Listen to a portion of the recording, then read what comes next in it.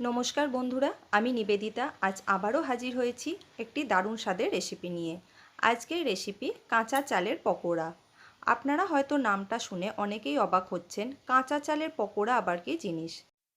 Eighty खूब चटजलदी एबं मुखरोचक एकटी स्नैक्स रेसिपि। स्किप ना करे पुरो भिडियोटी देखार अनुरोध रइल। चलुन देखे नेওয়া যাক आजकेर रेसिपि काँचा चालेर पकोड़ा।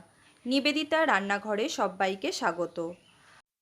চালের পকোড়া বানিয়ে নেওয়ার জন্য আমি এখানে এই মেজারিং কাপের 1 কাপ পরিমাণ চাল ভালোভাবে ধুয়ে 4 ঘন্টা আমি জলে ভিজিয়ে রেখেছিলাম।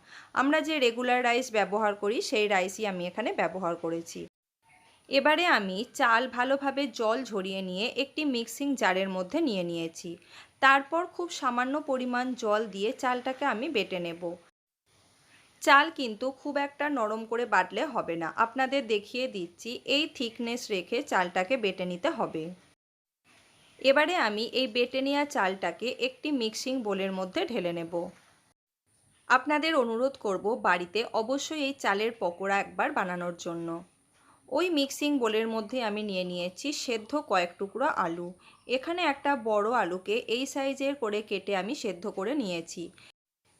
আলু গরম থাকা অবস্থাতে মিক্সিতে খুব ভালো করে পেস্ট করে নিতে হবে। দেখুন আলু আমি খুব সুন্দরভাবে মিক্সিতে পেস্ট করে নিয়েছি। আলু সেদ্ধটাকেও আমি এবারে ওই চাল বাটার মধ্যে দিয়ে দেব। এই পকোড়ার স্বাদ কিন্তু হবে একদম অন্যরকম। এবারে এর মধ্যে আমি কিছু মশলার ব্যবহার করব। প্রথমে দিয়েছি 1 চা চামচ আদা বাটা, তারপর দিয়েছি স্বাদ অনুযায়ী কাঁচা লঙ্কা কুচি। আপনারা যদি ঝাল বেশি খান এখানে কাঁচা লঙ্কার কুচির পরিমাণ আরও বাড়িয়ে নিতে পারেন। তারপর এর মধ্যে দিয়েছি স্বাদ অনুযায়ী লবণ, দিয়েছি 1 চা চামচ মৌরি, আর দিয়েছি 1 চা চামচ চাট মশলা। দিয়ে দেব বেশ খানিকটা পরিমাণ ধনেপাতা কুচি। এবার এই সমস্ত উপকরণের সাথে চাল বাটা আমি খুব ভালোভাবে মিশিয়ে নেব। এই রকমই সহজ, সুন্দর এবং চটজলদি রেসিপি পাওয়ার জন্য আমার চ্যানেলটিকে প্লিজ সাবস্ক্রাইব করে রাখবেন। পাশে থাকা বেল নোটিফিকেশানটি অবশ্যই অন করে রাখবেন নতুন ভিডিওর আপডেট পাওয়ার জন্য।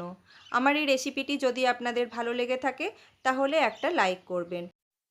আপনাদের একটা লাইক এবং একটি কমেন্ট পরবর্তী ভিডিও বানানোর জন্য আমাকে অনেকটাই আগ্রহী করে তোলে। অন্যদিকে গ্যাসের ফ্লেম হাইতে রেখে একটি প্যানের মধ্যে আমি বেশ খানিকটা পরিমাণ সাদা তেল ভালোভাবে গরম করে নিয়েছি। তারপর গ্যাসের ফ্লেম লো টু মিডিয়ামে রেখে একটা একটা করে পকোড়া আমি তেলের মধ্যে ছেড়ে দিয়েছি। একটা পিঠ ভালোভাবে ভাজা হয়ে গেছে, অপর পিঠটা উল্টে দিয়েছি ভেজে নেওয়ার জন্য। দুটো পিঠই খুব সুন্দর করে আমি লাল লাল করে ভেজে নিয়েছি। এবারে এগুলোকে আমি তেল থেকে তুলে অন্য একটি পাত্রের মধ্যে রেখে দেব। একই পদ্ধতিতে সমস্ত পকোড়া আমি ভেজে নেব। আমাদের গরম গরম চালের পকোড়া একদম তৈরি। নতুন বন্ধুদের কাছে চ্যানেলটি সাবস্ক্রাইব করে নেওয়ার অনুরোধ রইল। ফিরে আসবো নতুন কোনো রেসিপি নিয়ে। আজ এই পর্যন্তই। ভালো থাকবেন, সুস্থ থাকবেন। পুরো ভিডিওটি দেখার জন্য ধন্যবাদ।